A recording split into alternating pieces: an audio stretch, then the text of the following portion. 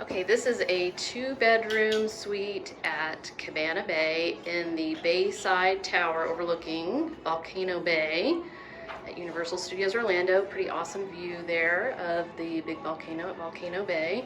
This is the sitting area. A little table over here.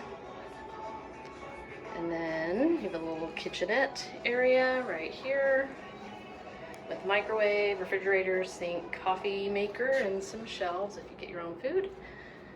And then to the left is 1 bedroom, also looking out at Volcano Bay. And across from that bedroom you have bathroom with toilet and sink, and then a separate room with the shower. And then if you keep going down the hallway, you have the other bedroom with 2 beds. Also a little seating area. And here, looking out at the resort, you can see the rest of Cabana Bay Beach Resort. A little seating area.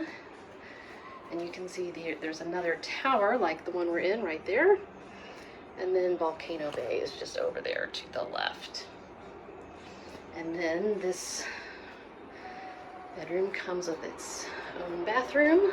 It's a 2-bedroom, 2-bathroom suite. And with sink, toilet, and shower. Pretty great if you love Midcentury Modern and you want to have a little more space to spread out.